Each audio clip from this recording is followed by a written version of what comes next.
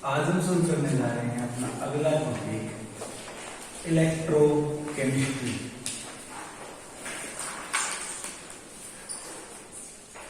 पिछले चैप्टर में हमने पढ़ा था कंडक्टेंस के बारे में। कंडक्टेंस यानी कि ट्रांसपोर्ट ऑफ चार्ज, चाहे वो इलेक्ट्रॉन जाए या वो आयन जाए। जो कंडक्टेंस वाला चैप्टर हमने किया था उसके अंदर हमने मेनली आयन्स की बात की थी कि आयन की मूवमेंट होगी और आयन की मूवमेंट से जो होगा वो कंडक्टेंस होगी। इलेक्ट्रोकेमिस्ट्री वाले चैप्टर में हमें आयन्स की भी बात करनी है और इलेक्ट्रॉन्स की भी बात करनी है। तो इलेक्ट्रोकेमिस्ट्री की डेफिनेशन पे याद है। सबसे पहले इलेक्ट्रोकेमिस्ट्री यानी केमिस्ट्री का वो पार्ट जिसके अंदर हम किसी केमिकल रिएक्शन और इलेक्ट्रिकल एनर्जी के बीच में जो रिलेशन है वो एस्टेब्लिश करते हैं। केमिकल रिएक्शन और इलेक्ट्रिकल एनर्जी। तो बेसिकली दो टाइप के सेल होते हैं, वहीं से हम स्टार्ट करते हैं। दो टाइप के सेल होते हैं, एक होता है इलेक्ट्रो केमिकल सेल, सेकंड होता है इलेक्ट्रोलिटिक सेल। जो इलेक्ट्रोकेमिकल सेल है उसके अंदर हम केमिकल एनर्जी से इलेक्ट्रिकल एनर्जी प्रोड्यूस करते हैं। केमिकल एनर्जी से क्या करते हैं? इलेक्ट्रिकल एनर्जी प्रोड्यूस करते हैं। मतलब रिएक्शन होगी केमिकल्स की और उससे हमें क्या मिलेगी? इलेक्ट्रिकल एनर्जी मिलेगी। केमिकल एनर्जी से इलेक्ट्रिकल एनर्जी। और जो इलेक्ट्रोलिटिक सेल हैं उनके अंदर इलेक्ट्रिकल एनर्जी से केमिकल चेंज लेके आते हैं। Chemical change means chemical reaction, यानी अगर केमिकल्स की वजह से इलेक्ट्रिसिटी प्रोड्यूस हो रही है तो वो इलेक्ट्रोकेमिकल सेल है। और अगर इलेक्ट्रिकल एनर्जी की वजह से कोई हम केमिकल रिएक्शन करवा पा रहे हैं वो इलेक्ट्रोलिटिक सेल है। थोड़ा सा और डिटेल में जाएंगे। सबसे पहले हम बात करते हैं कि किस तरीके से इलेक्ट्रिकल एनर्जी से केमिकल चेंज या केमिकल चेंज से इलेक्ट्रिकल एनर्जी प्रोड्यूस हो सकती है। ठीक है ना? इसके बारे में थोड़ा और डिटेल से करेंगे, लेकिन पहले देखते हैं कि कैसे इलेक्ट्रिकल एनर्जी केमिकल एनर्जी से रिलेट करती है। सपोज करो आपके पास एक बीकर है जिसके अंदर क्या है? कॉपर सल्फेट सॉल्यूशन है। ठीक है? और इसके अंदर आप क्या करो? जिंक की एक रोड डुबो, सिंगल इलेक्ट्रोड से कर लेते हैं। जिंक की रोड आपने इसके अंदर डुबो दी और इसके अंदर क्या था? कॉपर सल्फेट सॉल्यूशन था। कॉपर सल्फेट सॉल्यूशन क्या होगा? Cu2 पॉजिटिव होगा, SO4 2 नेगेटिव होगा। आपने मेटालिक जिंक की रोड इसके अंदर डुबो दी। जिंक जब प्योर सिर्फ मेटल स्टेट में है और कॉपर 2 पॉजिटिव स्टेट में है, उस केस में एक रिएक्शन की पॉसिबिलिटी ये है कि जिंक Zn2 पॉजिटिव बना ले और 2 इलेक्ट्रॉन लूज कर दे। ये पॉसिबिलिटी है। साथ में और कौन से कैटायन है?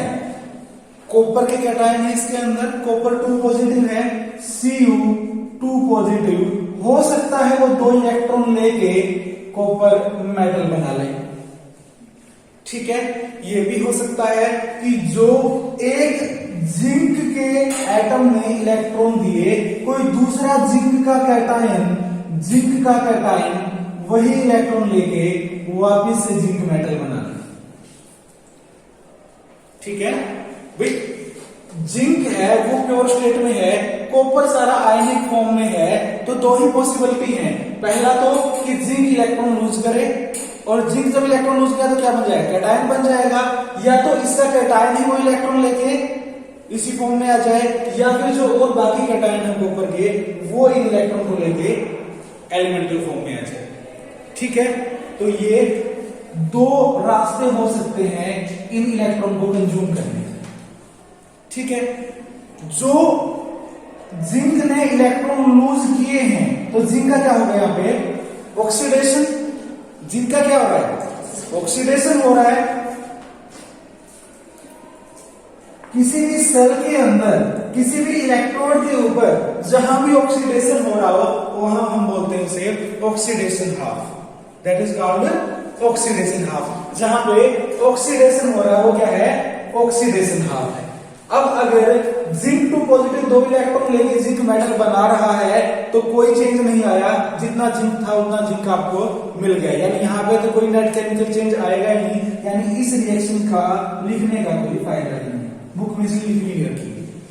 ठीक है, नेक्स्ट जो कॉपर है, अगर वो इलेक्ट्रॉन लेके कॉपर एलिमेंट बना रहा है तो कुछ ना कुछ चेंज जरूर आ रहा है, कुछ ना कुछ चेंज जरूर आ रहा है। अब इसके अंदर कॉपर जो 2 पॉजिटिव फॉर्म में था, जब ये मेटालिक फॉर्म में आएगा तो ये डिपॉजिट होगा, ये क्या होगा, डिपॉजिट होगा। आयरन तो डिसोल्व होते हैं लेकिन प्योर मेटल डिसोल्व नहीं होगा इस सॉल्यूशन के अंदर, तो मेटल क्या हो जाएगा, डिपॉजिट हो जाएगा। कॉपर तो नीचे डिपॉजिट हो गई और जिंक इस सॉल्यूशन के अंदर फैलना शुरू हो गया। अब कॉपर ने डिपॉजिट होने के लिए एलिमेंटल स्टेट में आने के लिए क्या किया, 2 इलेक्ट्रॉन लिए हैं। कौन सी रिएक्शन है, रिडक्शन रिएक्शन। जहां भी किसी सेल के ऊपर किसी भी सेल में या फिर किसी इलेक्ट्रोड के ऊपर रिडक्शन हो रही हो उसको बोलते हैं reduction half, that is called reduction half. तो इसके अंदर क्या हुआ, एक तो ऑक्सीडेशन रिएक्शन हो रही है, एक रिडक्शन रिएक्शन हो रही है। हालांकि कभी भी ऐसा हो ही नहीं सकता कि ऑक्सीडेशन हो रहा हो और रिडक्शन ना हो रहा हो, या फिर सिर्फ रिडक्शन हो रहा हो ऑक्सीडेशन ना हो रहा हो। ऑक्सीडेशन का मतलब इलेक्ट्रॉन लूज करना और रिडक्शन का मतलब इलेक्ट्रॉन गेन करना। इलेक्ट्रॉन कोई हवा में तो लटके हुए नहीं, इलेक्ट्रॉन अगर किसी स्पीसीज से निकले हैं, कोई स्पीसीज ऑक्सीडाइज हुई है तो साथ ही साथ किसी स्पीसीज को रिड्यूस होना पड़ेगा, या फिर मैं कहूं अगर किसी स्पीसीज को रिड्यूस होना है तो पहले किसी को ऑक्सीडाइज होना पड़ेगा। किसी के रिडक्शन के लिए जो इलेक्ट्रॉन चाहिए किसी दूसरे के ऑक्सीडेशन से ही मिलेंगे, किसी दूसरे के ऑक्सीडेशन से ही मिलेंगे। तो जो ऑक्सीडेशन और रिडक्शन है दोनों साइमल्टेनियसली होती हैं, साथ साथ होती हैं, तो हम कहते हैं रेडॉक्स रिएक्शन। तो जितने भी हमारे सेल्स हैं, चाहे तो हमने सिंगल इलेक्ट्रोड वाला लिया है या फिर हम जो आगे करेंगे इलेक्ट्रोकेमिकल सेल, इलेक्ट्रोलाइटिक सेल, उनके अंदर साथ ही साथ ऑक्सीडेशन भी होगा, रिडक्शन भी होगा, ऑक्सीडेशन भी होगा, रिडक्शन भी होगा। तो वो क्या है, रेडॉक्स रिएक्शन के एग्जाम्पल ही है, जितने भी सेल है वो क्या है, रेडॉक्स रिएक्शन ही है सारे के सारे। ठीक है, अब चलते हैं थोड़ा सा आगे। जहां ऑक्सीडेशन हो रहा है उसको ऑक्सीडेशन हाफ, जहां रिडक्शन हो रहा है वहां रिडक्शन हाफ। टोटल जो रिएक्शन होगी किसी भी सेल के लिए, टोटल जो रिएक्शन होगी किसी भी सेल के लिए, रिएक्टेंट रिएक्टेंट एक साथ लिख दो, Zn plus Cu2 plus give rise to Zn2 positive plus Cu elemental state. तो ये क्या है, कंप्लीट सेल रिएक्शन। इसके अंदर ऑक्सीडेशन हाफ भी इंक्लूड हो गया, रिडक्शन हाफ भी इंक्लूड हो गया। सिर्फ ऑक्सीडेशन दिखाओगे तो ऑक्सीडेशन हाफ है, सिर्फ रिडक्शन दिखाओगे वो रिडक्शन हाफ है। जितने इलेक्ट्रॉन इसने यहां से लूज किए थे उतने इलेक्ट्रॉन इसने यहां पे गेन भी कर लिए। ठीक है, ऑक्सीडेशन हाफ क्या होता है, रिडक्शन हाफ क्या होता है, इलेक्ट्रोकेमिकल सेल या इलेक्ट्रोलिटिक सेल क्या होते हैं, ये तो हमने जान लिया। ठीक है, अब बात करते हैं इलेक्ट्रोमोटिव फोर्स की। इलेक्ट्रोमोटिव फोर्स,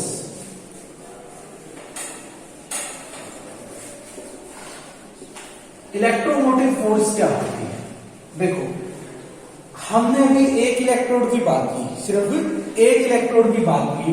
अगर हम 2 इलेक्ट्रोड लगाते, 2 इलेक्ट्रोड लगाते, एक जिंक का इलेक्ट्रोड जिंक सल्फेट में डिप कर दिया, दूसरा कॉपर का इलेक्ट्रोड कॉपर सल्फेट में डिप कर दिया, और आपने इन दोनों को कनेक्ट कर दिया वायर से और बीच में लगा दिया वोल्टमीटर, बीच में लगा दिया वोल्टमीटर।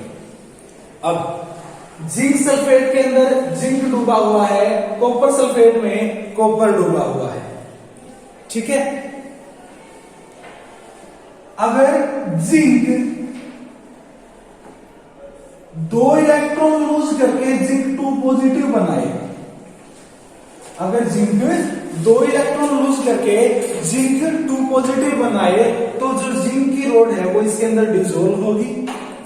और अगर कॉपर इलेक्ट्रोड पे 2 copper ion, copper 2 positive ion 2 electron के साथ मिलके कॉपर एलिमेंटल स्टेट बनाए, यानी कॉपर सल्फेट के अंदर से जो कॉपर आयन है वो मेटेलिक फॉर्म में इस इलेक्ट्रोड के ऊपर डिपॉजिट होना शुरू हो जाए, तो हम कहेंगे ये तो ऑक्सीडेशन हो रही है, ये रिडक्शन हो रही है। This is oxidation half, this is reduction half. और जिंक की जो रोड है वो धीरे धीरे छोटी होनी शुरू हो जाएगी, पतली होनी शुरू हो जाएगी, और जो कॉपर की रोड है वो हैवी होनी शुरू हो जाएगी। लेकिन ऐसा होगा क्यों? ऐसा होगा क्यों?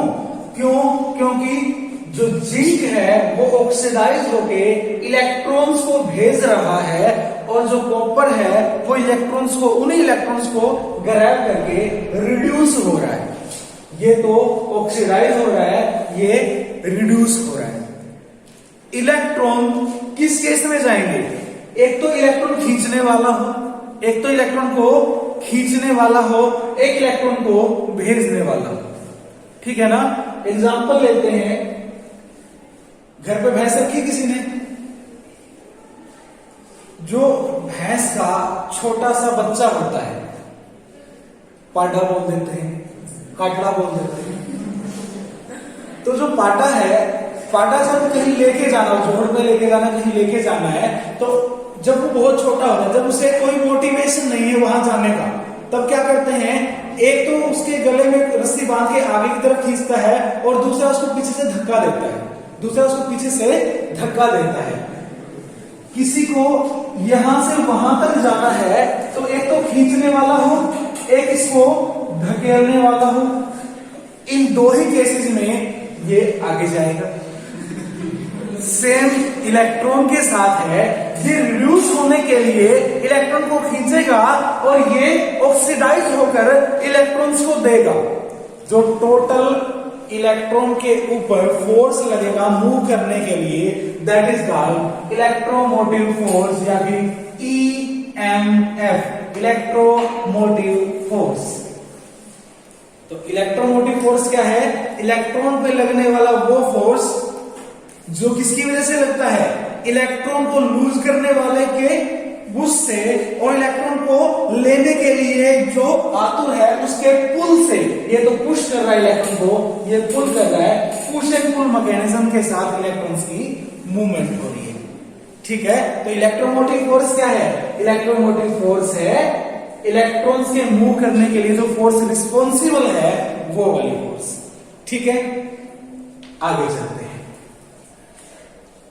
अब इलेक्ट्रोमोटिव फोर्स यानी EMF किसी सेल के लिए आपको निकालनी है। ये सब चीजें आप 12th में कर चुके हो, मैं बस उनको रिकैप्चुलेट कर रहा हूं आपके दिमाग में। देखो, जो EMF है किसी सेल की EMF है वो किसके इक्वल होगी? वो इक्वल होगी इसके पुलिंग फोर्स के और इसके पुशिंग फोर्स के एडिशन के बराबर। जितना ये खींचेगा और जितना ये धकेलेगा, उन दोनों का मैं सम कर दूं तो pushing power of oxidation half and pulling power of reduction half. दूसरा एक चीज और कि जो ऑक्सीडेशन होता है, जहां भी सेल के अंदर ऑक्सीडेशन होता है, हम उसे बोलते हैं एनोड इलेक्ट्रोड, यानी वो इलेक्ट्रोड क्या है? एनोड होता है। और जहां भी रिडक्शन होगा उसको बोलते हैं कैथोड, क्योंकि यहां पे क्या है? रिडक्शन है, ये तो नाम है। जहां पे रिडक्शन होगा वो कैथोड है, जहां पे ऑक्सीडेशन होगा वो एनोड है। चाहे वो इलेक्ट्रोकेमिकल सेल हो, इलेक्ट्रोलिटिक सेल हो, एनोड और कैथोड तो वही होंगे जहां ऑक्सीडेशन और रिडक्शन होगा रिस्पेक्टिवली। ठीक है, उनके ऊपर चार्ज कैसे बदलते जाएंगे, चार्ज बदलते जाएंगे, कोई बात नहीं है। देखो, जो ये ऑक्सीडाइज हो रहा है खुद से ऑक्सीडाइज हो रहा है तो क्या कर रहा है? इलेक्ट्रॉन दे रहा है। इलेक्ट्रॉन दे रहा है तो ये कौन सा है? नेगेटिव टर्मिनल है। और ये इलेक्ट्रॉन को ले रहा है। इलेक्ट्रॉन लेने के लिए इसे क्या चाहिएगा? खुद पे पॉजिटिव चार्ज होगा तभी लेगा। तो ये नेगेटिव इलेक्ट्रोड जहां पर ऑक्सीडेशन हो रहा है वो एनोड का काम कर रहा है इलेक्ट्रोकेमिकल सेल में, और ये पॉजिटिव इलेक्ट्रोड जहां पे रिडक्शन होगा, ये किसका काम कर रहा है? कैथोड। ठीक है, अब जो ईएमएफ है वो किसके बराबर होगी? जो एनोड है उसका push of electron by anode plus cathode क्या कर रहा है? पुल कर रहा है इलेक्ट्रॉन को रिडक्शन करवाने के लिए, तो पुल ऑफ इलेक्ट्रॉन बाय कैथोड। अब जो पुश एंड पुल है इलेक्ट्रॉन के लिए, उसको हम रिप्रेजेंट करते हैं रिडक्शन पोटेंशियल से, या फिर इलेक्ट्रोड पोटेंशियल से बात करें, सीधा सीधा इलेक्ट्रोड पोटेंशियल से। तो इलेक्ट्रोड पोटेंशियल क्या चीज है? Electrode potential is the potential of electrode developed between electrolyte and electrode. Potential developed between electrolyte and electrode. Electrolyte और इलेक्ट्रोड में पोटेंशियल डिफरेंस क्यों बन जाता है? क्यों ऐसा होता है कि कोई तो ऑक्सीडाइज होना चाह रहा है और कोई रिड्यूस होना चाह रहा है? देखो, जो जिंक है उसकी जो आयनाइजेशन एनर्जी है वो क्या है? कम है। कॉपर की आयनाइजेशन एनर्जी थोड़ी सी ज्यादा है। जो जिंक है वो इलेक्ट्रॉन लूज करके ऑक्सीडाइज हो रहा है, ये इलेक्ट्रॉन लूज करके ऑक्सीडाइज हो रहा है। यहां पे क्या है? जिंक के आयन प्रेजेंट है, ये क्या है? जिंक है। जिंक से जिंक 2 पॉजिटिव बनना आसान है, और कॉपर 2 पॉजिटिव रिड्यूस होना चाहता है कॉपर की फॉर्म में, उसके लिए ये काम आसान है। यानी वो ऑक्सीडाइज नहीं होना चाहता, वो रिड्यूस होना चाहता है। उसकी एलिमेंट की प्रॉपर्टी है कि वो इलेक्ट्रॉन को गेन करना चाहता है। ये इलेक्ट्रॉन को गेन करके न्यूट्रल फॉर्म में रहना चाहता है, और ये इलेक्ट्रॉन को लूज करके कंपैरेटिवली क्या करना चाहता है? ऑक्सीडाइज होना चाहता है। अब जो इनकी टेंडेंसी होती है इलेक्ट्रॉन लूज करने की या गेन करने की, टेंडेंसी होती है इलेक्ट्रॉन लूज करने की या गेन करने की, वही है इलेक्ट्रोड पोटेंशियल। वही क्या है? Electrode potential. तो इसीलिए तो हमने जो इलेक्ट्रोलाइट लिया उसी वाला जो मेटल है यहां पे लिया, जो इलेक्ट्रोलाइट लिया कॉपर सल्फेट लिया, इसी की रिस्पेक्टिव मेटल यहां पे लिया। अब जिंक इलेक्ट्रॉन देना चाहता है किसके कंपैरिजन में? कॉपर के कंपैरिजन में। लेकिन अगर मैं यहां पे कोई दूसरा एलिमेंट ले आऊं, ऐसा एलिमेंट ले आऊं जो जिंक से भी ज्यादा आ, तो वो अपने इलेक्ट्रॉन डोनेट करने को, वो चाहे कि मैं इलेक्ट्रॉन दूंगा, जिंक से तो ज्यादा मैं देना चाहता हूं इलेक्ट्रॉन, तब क्या जिंक इलेक्ट्रॉन दे पाएगा? नहीं। यानी कि जो कुछ हो रहा है इन दोनों के पुश एंड पुल से हो रहा है। तब क्या होगा?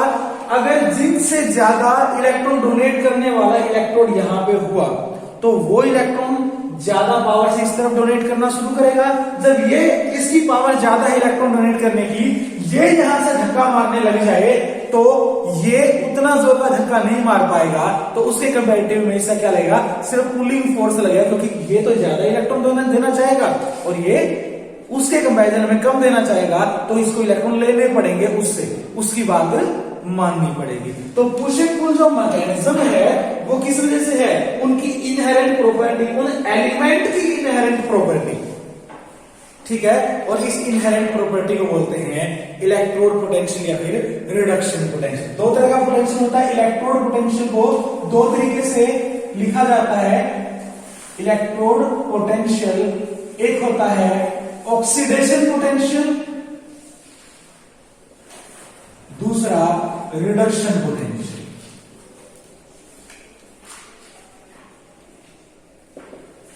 एक्चुअली में oxidation potential is the negative of reduction potential, या फिर reduction potential is the negative value of oxidation potential.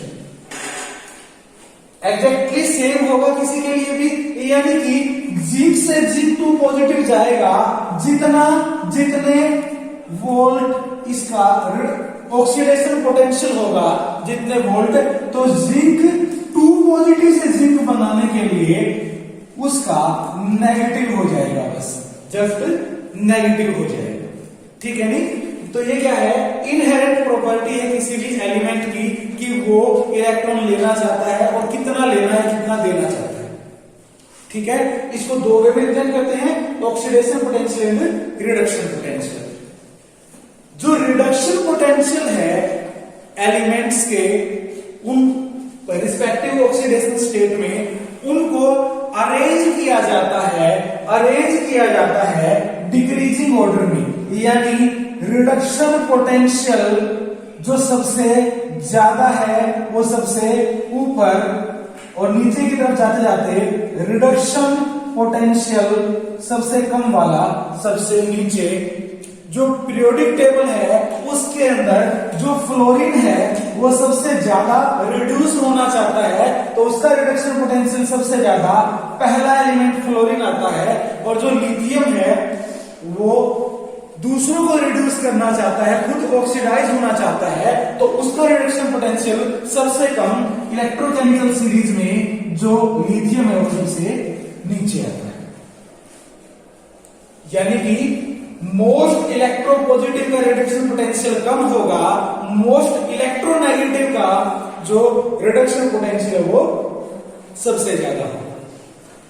Fluorine का जो रिडक्शन पोटेंशियल है वो सबसे ज्यादा है, यानी प्लस में होता है। और लिथियम का रिडक्शन पोटेंशियल, क्योंकि लिथियम तो ऑक्सीडाइज होना चाहेगा, उसकी खुद की रिड्यूस होने की पावर तो क्या होगी, नेगेटिव हो गई, तो इसका जो रिडक्शन पोटेंशियल आएगा वो नेगेटिव वैल्यू आएगी। तो पॉजिटिव से नेगेटिव की तरफ जा रहे हैं, ज्यादा से कम की तरफ जा रहे हैं, बीच में कहीं ना कहीं तो जीरो आ रहा होगा, कहीं ना कहीं तो जीरो आ रहा होगा। और वो हम मान के चलते हैं किसका, हाइड्रोजन का।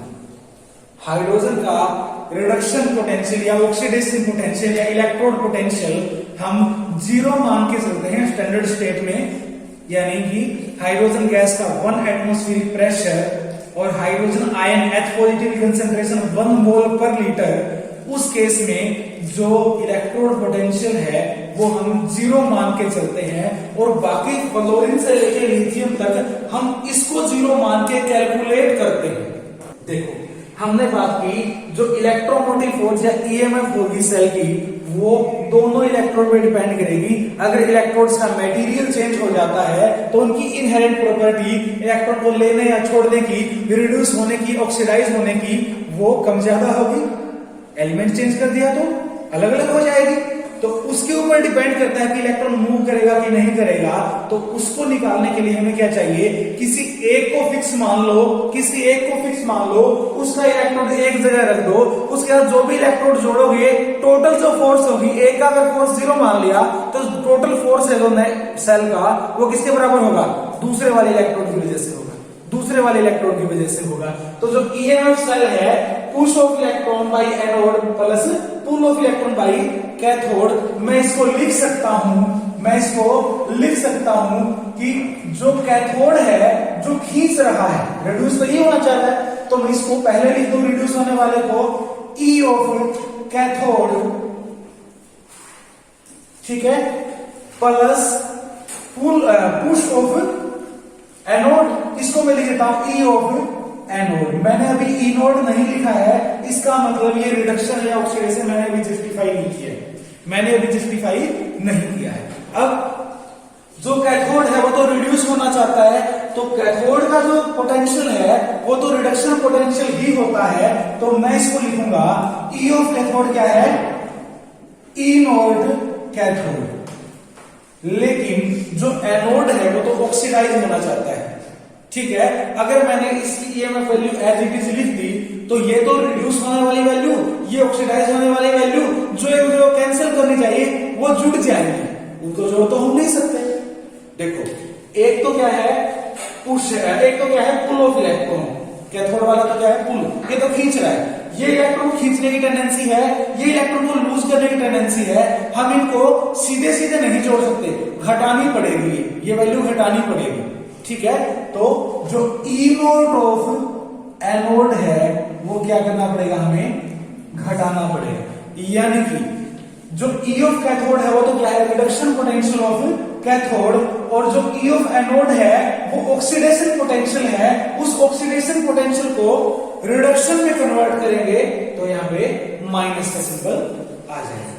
तो EMF of the cell is equal to E naught of cathode minus E naught of anode, यानी कि ईएमएफ इसके बराबर होगी कैथोड कितने इलेक्ट्रॉन खींचेगा, कैथोड कितने इलेक्ट्रॉन खींचेगा, माइनस का निशान, एनोड कितने इलेक्ट्रॉन खींचेगा। रिडक्शन पोटेंशियल का इलेक्ट्रॉन खींचने की टेंडेंसी, देखो इलेक्ट्रॉन खींचने की टेंडेंसी ठीक है, ये भी इलेक्ट्रॉन खींचने की टेंडेंसी, लेकिन इसको तो इलेक्ट्रॉन डोनेट करने हैं तो माइनस का सिंबल आ गया, ठीक है ना।